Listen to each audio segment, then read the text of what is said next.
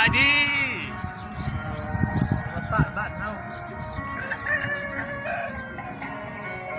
สบายดีFC ทุกฐานเนาะยินดีต้อนรับสู่ช่องอัปโปชาแนลคือเก่าบรรยากาศก็ยังหนาวคือเก่าเนาะพี่น้องตอนนี้อยู่แคมป์น้องก็สิมาต่อ EP 1เป็น EP 2วันนี้มาออกกำลังกายคือเก่าแล้วมาแวะถ่ายสวนของไอ้น้องพนักงานนางหกของเฮาเนาะก็เอาไปเบิ่งไปชมกันว่าเขาเฮ็ดหอดคันได้แล้วเนาะพักใหญ่แล้วบ่หรือยังซ้ำเก่า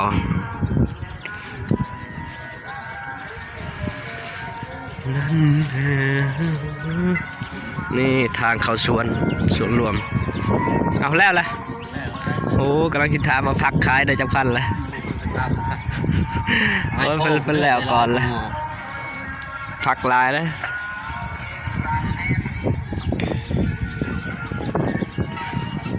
มาเบิ่งชวนคือเก่าเนาะกับบรรยากาศยามเช้าเสียงกับบชัดเจนไปเลยเนาะเพราะว่ามันมีเสียงแทรกซ้อนจากวิทยุของกองพลที่4ก็บ่เป็นหยังฟังเพลงไปนำกัน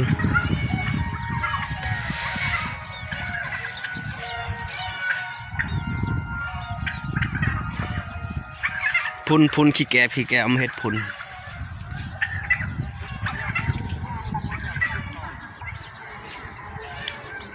กำลังฮด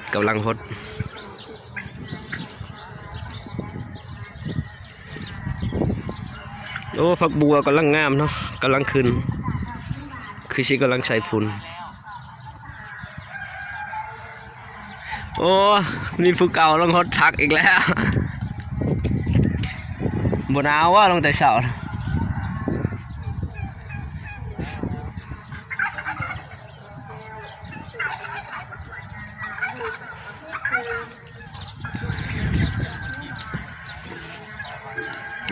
มาลงชวนปลูกผักยังคนน่ะปลูกผักยังเดี๋ยวผักเสริมมาอย่าว่าผู้ฟักกะลำเนาะโอ้เพิ่นผักหลายอยู่นะส่วนตัวเพิ่น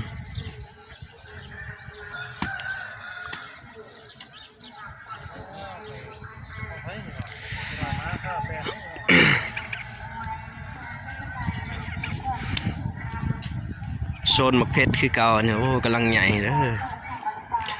กำลังใหญ่พักบงใช่เลยนานแป้งมานะปลูกแล้วนี่แน่ใช้สร้างผักจัดฮะบ่ได้ปลูกผักว่าปีนี้ปลูกแต่เพชรว่าปีนี้ผักบ่งบ่ได้ปลูกวะโอ้บ่ได้ราคาว่าเอามาพริกโล80,000นะได้เยอะนานละแสนเพิ่นปลูกแต่เพชรปีนี้เนาะมักทั่วนี่ก็แม่นวะโอ้ต้นปลูกแต่มะเพชรไปเนี่ยจากต้นนี่ทั้งหมด60ต้น60 ล้านเพราะกันบ่เสมอกันเนาะพุนมันบ่เพียงพอเด้นี่โอ้แบกกินเสมอได้พุนยังบ่เปื่อยแบกกินเพิ่นว่าแบกกินแบกกุดอยู่ได้กัน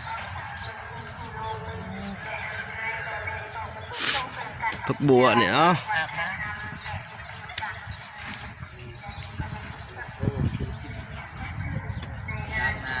น้องคิดถามผู้ใดได้ขายก่อนหมู่ส่วนรวมเลยได้ขายแล้ววะเรียบโบ้เลย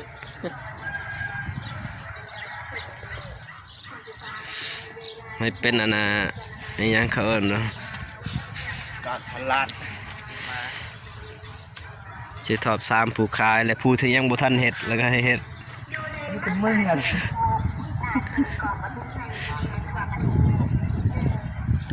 คอยปลูกมะเขือขายจากเถื่อเลยพักนะตัวเดี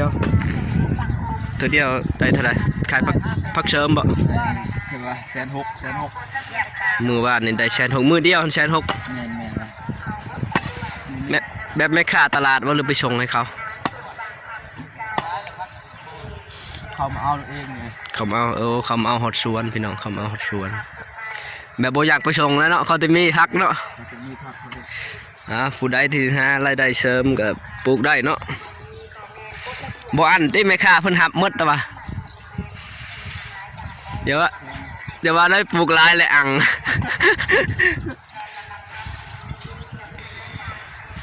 นี่แต่ว่าเราได้ขายก่อนหมูเนาะพูดถึงเราได้ขายก่อนหมูนานหนึ่งบ่หรือสองโทนานหนึ่งได้160,000 กีบโอ้สมควรเนาะสมควร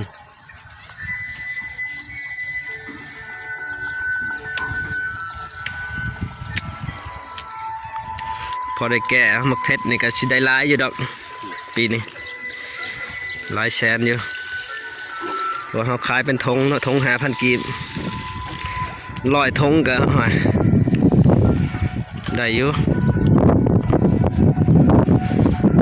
เบอร์มาเบิ่งโซนนี่เนาะปลูกอย่างนี้ทางนี้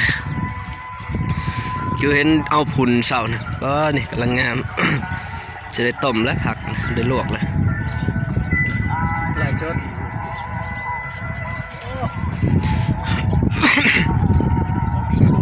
แต่ละมือนี่ได้ออกรถอยู่ทุกมือได้รถว่ะ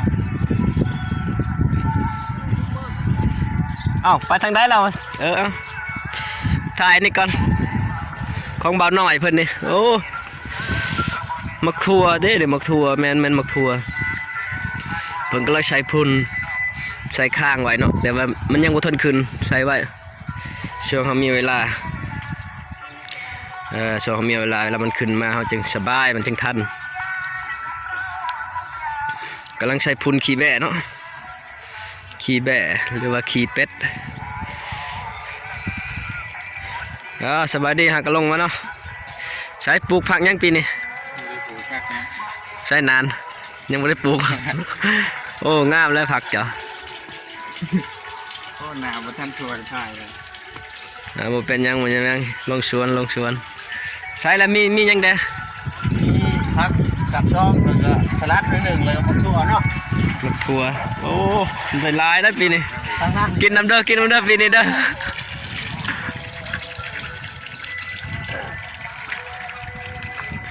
อีกเดือนหนึ่งเพิ่นว่าได้ปิดอีกเดือนหนึ่งประมาณถ่ายเดือนหนึ่ง2023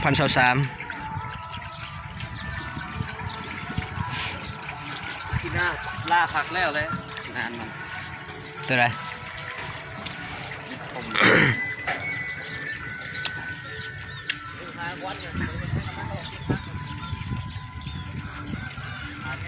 บรรยากาศก็สิมีเช่นนั้นนะถ่ายให้ท่านผู้ชมเบิ่งเนาะการเฮ็ดหัวเฮ็ดสวนของไอ้น้องทหารเนาะผู้ละนาน2 นาน3 นานก็ว่ากันไป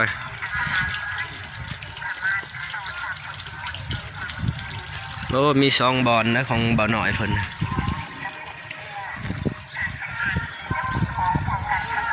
เบิ่งเพิ่นใส่พุ่น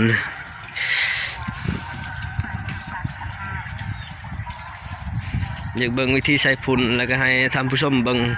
ว่ามันสิงามบ่ใส่พุ่นนี่เนาะ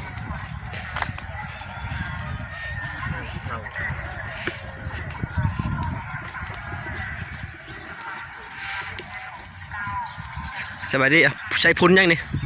ใส่น้ำขี้เถ้า ใส่น้ำขี้เถ้าเฮาดังไผ่นี่บ่ แม่นเลย บ่ได้ปนกับหยังบ่ บนน้ มักทั่วนี่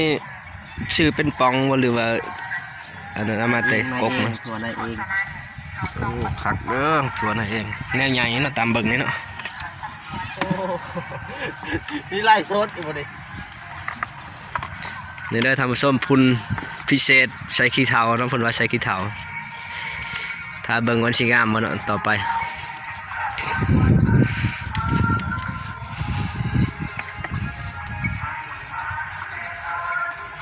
ใช่แล้วนานพักจะบ่ อย่ามาถ่ายทอดจุดไล่ก็ไล่ดิถ่ายทอด บ่ใช่นานพักจะดี เด้อๆนะทักเด้อ แซงมาถูก โอ้ในของเบาแซงเนาะโอ้โหเพิ่นผักบัวเด้อปลูกขายบ่หรือปลูกกินกองห้อยเคมี154ใช้พุ่นเลยปะใช้พุ่นแล้วนี่ของบ่ต่ำมาเลยสวัสดีใส่นันทักเก่าปลูกยังไงโอ้ หลายอย่าง ปลูกหลายอย่าง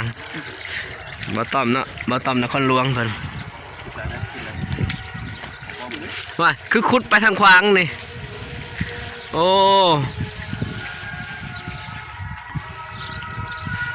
พักยังฮะ ป้อมแล้วก็ครับ เพิ่นปลูกห้องป้อมกับผักอีตูแม่นว่าอีตูกับหวานนั่นเนาะโอ้ฮะเลาะเบังโซนไต่กันเขาปลูกย่างทางนั้น ใช้จกอุ้ยบ่ตัว งานตัวนี้มันเพิ่นขายแล้วหวานนี่ได้160,000 กีบเพิ่นว่าสิซื้อนนเพียให้กินอยู่ยังบ่มีเวลา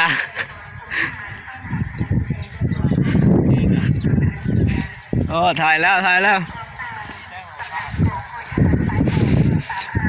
าะเบิ่งโซนใต้มีหยังโอ้ขี้แกบพุ่นเพิ่น ไอ้สวัสดีบ่าวต้อยปอผักงามเลยเนาะใช้พุ่นยังนี่คืองามแท้โอ้คักแล้วใส่ขี้งัวขี้แบะเนาะผักบัวพี่น้องผักบัวพอได้กินน้ำเพิ่นเนาะใส่แจ่วใส่จุจากนั้นของเจ้าช่องตัวตินมีนี่บ่ตินมีเพิ่นขายได้เท่าไหร่ได้50,000 กีบโอ้ได้หลายเติมเนาะได้50,000 กีบประกาศ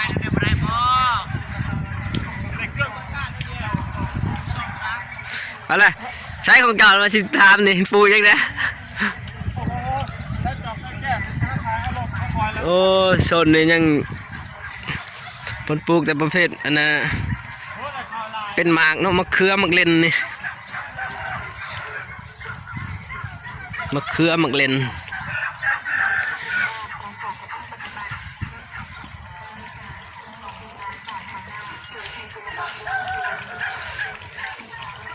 พดก็แม่นใส่บัวเนาะเอามือหิวโซนไตโอ้สวัสดีบ่าวป้าทางนี้กำลังบุกเบิกจากนั้นยังทันได้ปลูกตัวนี้ปลูกแล้วลงแล้วป่ะนี่ยังนี่ฮะ มัน โอ้ผักแล้วนี่ปลูกมันได้ทางนี้ผักก็มีมันก็มีผักกาดซ้อมกำลังใหญ่เนาะน้ำที่เขาใส่มันเขาจะดูดขึ้นมาจากน้องเนาะใส่ระบบอันน่ะได้เนี่ยได้จรวดปุ๊บันรถได้จรวดเนาะมี3 อ่างขึ้นเลยอ๋อเก็บผักไปลวกเต้ขึ้นกันส่วนนี้มี3 อ่างเนาะอ่างน้ำมี3 อ่างเพราะว่าน้ำใสมันจึงสะดวกสบายในการทำบริยางไก่เนาะไก่ทางใดเลยตักเอาทางนั้นนี่3 อ่างน้ำน้องเท่าน้ำใส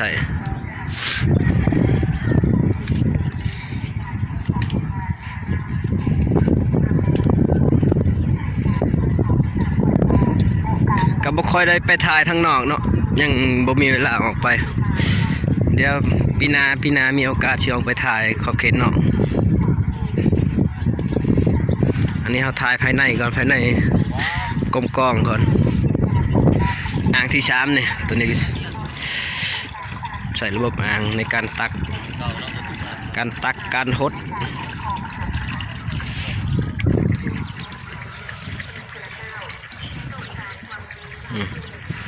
บรรยากาศอ้อมแอมสวนก็จะมีเฮือนของพ่อแม่ประชาชน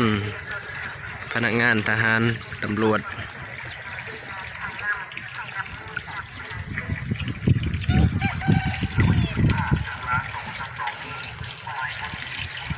สำหรับคลิปนี้แม่นพากไว้สนิทเนาะ